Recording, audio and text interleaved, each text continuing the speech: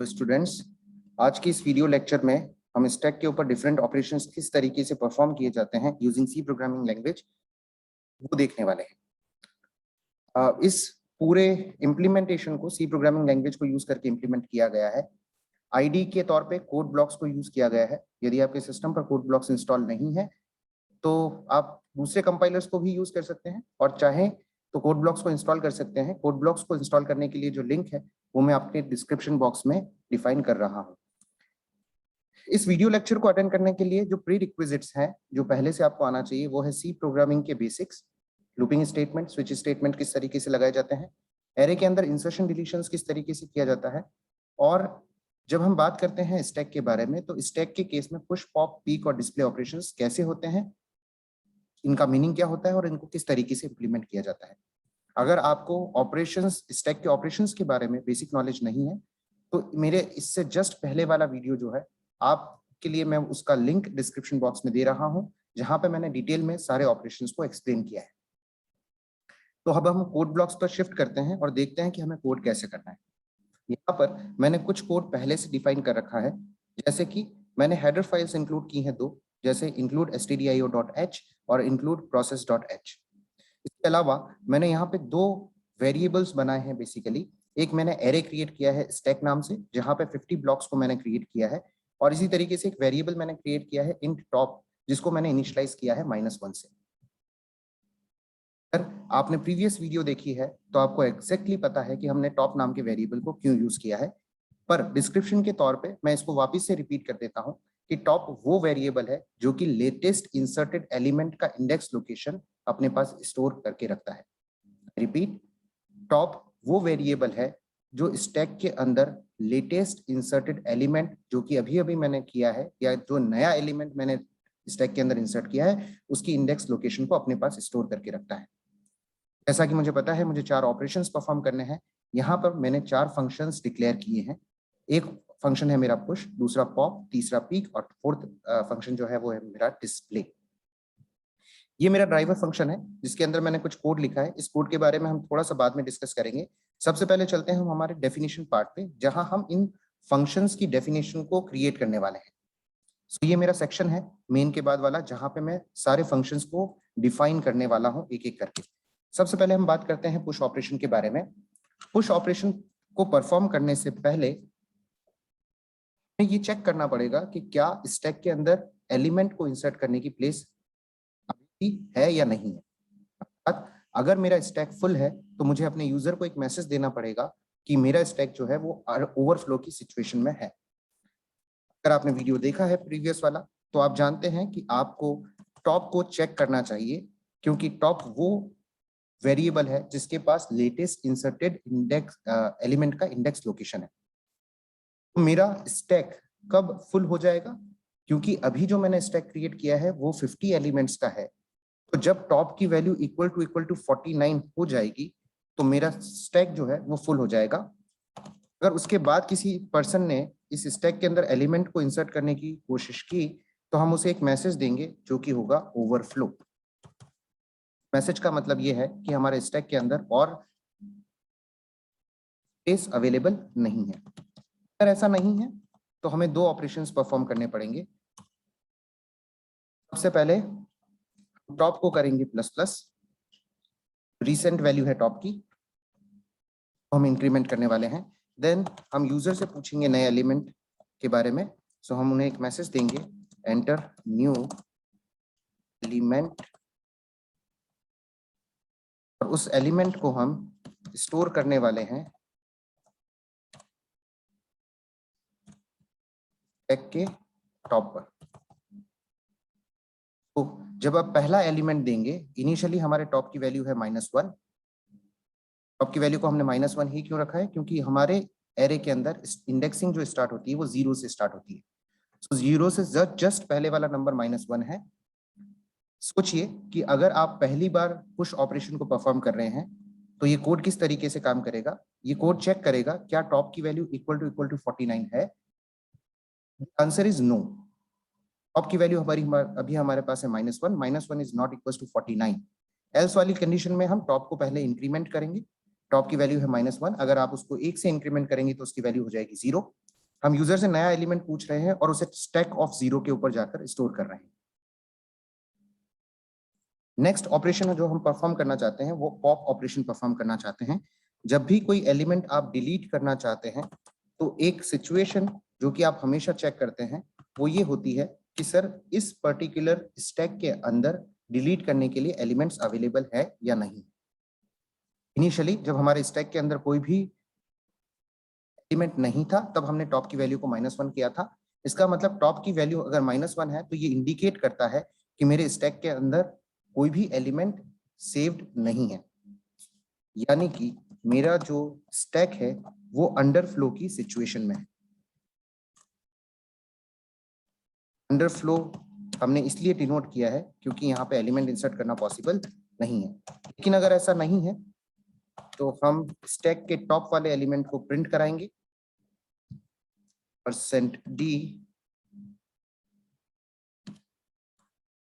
is deleted।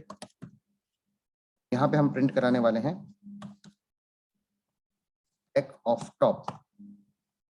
Element delete किया जा रहा है उसको हमने अपने यूजर को शो किया है और टॉप की वैल्यू को सिंपली हमने डिक्रीमेंट कर दिया है। टॉप की वैल्यू को डिक्रीमेंट करने का मतलब टॉप ने अभी जिस इंडेक्स को स्टोर करके रखा था उससे पहले वाले इंडेक्स को अब टॉप ने स्टोर कर लिया है, यानी कि इसके आगे वाले एलिमेंट को अब हम ऐसे कंसीडर कर रहे हैं जैसे कि वो एक गार्बेज वैल्यू है। टॉप के बाद जो ऑपरेशन हम परफॉर्म करना चाहते हैं वो है पीक ऑपरेशन, जहां पे हम स्टैक में टॉप पे रखे हुए एलिमेंट को शो करना चाहते हैं। अगर हम ऐसा कर रहे हैं तो सबसे पहली चीज जो हमें वापस से चेक करनी पड़ेगी वो ये है कि सर क्या मेरे पास टॉप के स्टैक के अंदर कोई एलिमेंट एग्जिस्ट करता है या नहीं करता, यानी अंडरफ्लो की सिचुएशन को वापस से चेक किया जाएगा। और अगर ऐसा नहीं है तो एल्स के अंदर सिंपली हम उस एलिमेंट को यहाँ पर प्रिंट करने वाले हैं, %d is on the top of। एक मैसेज हमने यहाँ पे किया है, ये एलिमेंट टॉप पे होगा, उसको दिखाने के लिए हमने stack के स्टैक ऑफ टॉप को कराया है। के बाद फोर्थ ऑपरेशन जो हम परफॉर्म करना चाहते हैं वो है डिस्प्ले। डिस्प्ले के अंदर हम एक लूप चलाएंगे और लूप चलाने से पहले जो काम हम करने वाले हैं वो ये करने वाले हैं कि हम वापस से चेक करेंगे कि स्टैक के अंदर एलिमेंट्स एग्जिस्ट करते हैं या नहीं करते हैं।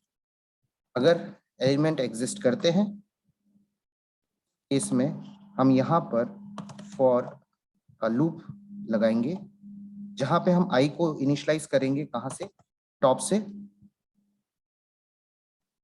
और ये लूप वेरिएबल जो होगा वो ग्रेटर देन इक्वल टू 0 तक चलेगा। आई को हम करने वाले हैं डिक्रीमेंट i-। इसके बाद हम प्रिंट करने वाले हैं हमारे सारे एलिमेंट्स को। So print F double quotes के अंदर %d हम लाइन चेंज करेंगे और स्टैक ऑफ आई के अंदर स्टैक ऑफ आई के थ्रू सारे एलिमेंट्स को एक्सेस करने की कोशिश करेंगे। सो यहाँ पे अगर आप ध्यान से देखें तो हमने चारों ऑपरेशंस को डिफाइन कर लिया है। पुश जहाँ एलिमेंट को इंसर्ट करता है, अंडर ओवरफ्लो की सिचुएशन को हमेशा चेक करता है कि स्पेस अवेलेबल है या नहीं। पॉप, डिलीशन, पीक सबसे टॉप एलिमेंट को दिखाना, और डिस्प्ले, ये तीनों जो ऑपरेशंस हैं वो अंडरफ्लो की सिचुएशन को चेक करते हैं कि डिलीट करने के लिए या टॉप वाले एलिमेंट को दिखाने के लिए या डिस्प्ले करने के लिए मेरे पास स्टैक के अंदर जो एलिमेंट्स हैं वो एग्जिस्ट करते हैं या नहीं करते हैं। अब हम देखते हैं ड्राइवर फंक्शन के बारे में। हम मेन को बोलते हैं ड्राइवर फंक्शन। मेन के अंदर हमने कुछ कोड लिखा है, जैसे मैंने यहाँ पे लिखा है int ch। मैं स्विच केस को इंप्लीमेंट करना चाहता हूँ बिकॉज हमारे पास अभी 4 फंक्शंस हैं। इन 4 फंक्शंस में से एट अ टाइम मैं किसी एक फंक्शन को कॉल करना चाहता हूँ। सो मैंने यहाँ पे एक वेरिएबल डिफाइन किया ch।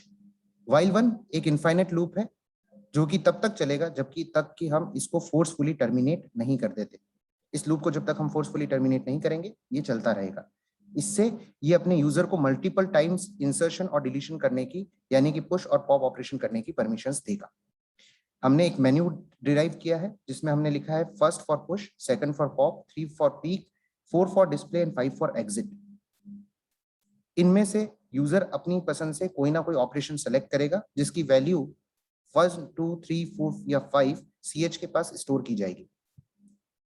ch को मैंने स्विच के अंदर पास किया है और जैसा कि स्विच केस के बारे में आप जानते हैं कि इस वेरिएबल में जो भी वैल्यू होगी उस नंबर का केस यहाँ पर एग्जीक्यूट होगा। हम सबसे पहले बात करते हैं केस नंबर 1 के बारे में। केस नंबर 1 में हमें पुश नाम के ऑपरेशन को कॉल करना चाहिए, यानी पुश नाम के फंक्शन को कॉल करना चाहिए। ऐसा इसलिए है क्योंकि हमने मेन्यू में 1 नंबर पे पुश को दिखाया है। इसी तरीके से अगर हम केस नंबर 2 के बारे में बात करें तो यहाँ पे आपको पॉप ऑपरेशन को कॉल करना चाहिए। इसी तरीके से अगर हम केस नंबर 3 के बारे में बात करें तो पीक ऑपरेशन हमें कॉल करना चाहिए। और इसी तरीके से अगर हम केस नंबर 4 में करें तो डिस्प्ले फंक्शन आपको कॉल करना चाहिए। केस नंबर 5 में हम लाइब्रेरी के एक फंक्शन को कॉल करने वाले हैं जो कि है exit 0। अगर आप exit 0 को यूज करना चाहते हैं तो आपको #include process.h या #include stdlib.h हेडर फाइल को यूज करना पड़ेगा। डिफॉल्ट के अंदर जैसा कि हम हमेशा लिखते हैं, हमने लिखा हुआ है रॉन्ग चॉइस। इसका मतलब अगर आपने 5 के अलावा कोई और की को प्रेस किया है, 5 नंबर्स के में से किसी को प्रेस करने के बजाय, तो रॉन्ग चॉइस आपके सामने प्रिंट होगा। इस कोड को कंप्लीट करने के बाद इस कोड को हम एग्जीक्यूट करके देखते हैं कि किस तरीके से ये कोड हमारा काम करेगा।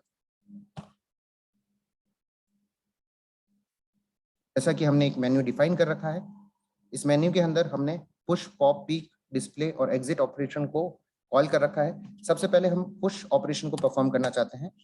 हमने एक एलिमेंट 10 इंसर्ट किया है।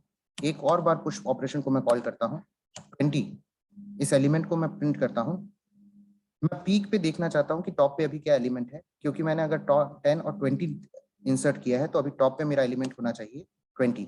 So third option is for peak. 20 is on the top of the stack, मेरे सामने डिस्प्ले हुआ है। अब हम डिस्प्ले फंक्शन को कॉल करेंगे। डिस्प्ले सारे एलिमेंट्स को एक बार प्रिंट करके दिखाता है। सो डिस्प्ले ने मुझे 20 और 10 दोनों एलिमेंट्स को प्रिंट करके दिखाया है। एक पुश ऑपरेशन में और परफॉर्म कर रहा हूँ 30। एक बार फिर से डिस्प्ले को कॉल करके हम देखते हैं। इस बार हमारे टॉप पे एलिमेंट जो आया है वो आया है 30। अब एक पॉप ऑपरेशन भी परफॉर्म किया जाना चाहिए। सेकंड नंबर पे ऑप्शन को मैंने जब किया प्रेस तो 30 इज डिलीटेड, ये मैसेज आया है। हम इसको क्रॉस चेक कर लेते हैं डिस्प्ले करके कि क्या 30 डिलीट हुआ है, and the answer is yes. 30 हमारा जो है वो डिलीट हो चुका है। हमारे पास अब बचे हैं 20 एंड 10। आई होप कि ये पूरा कोड आपको समझ में आया होगा। अगर आपका कोई क्वेश्चन है तो आप मुझे कमेंट बॉक्स में डाल के दे सकते हैं, या मेरी मेल आईडी जो कि डिफाइंड है मेरे चैनल के ऊपर, उस पर आप अपना क्वेश्चन पूछ सकते हैं। आज की वीडियो में इतना ही। आगे की वीडियोस में हम स्टैक एप्लीकेशंस के बारे में बात करेंगे।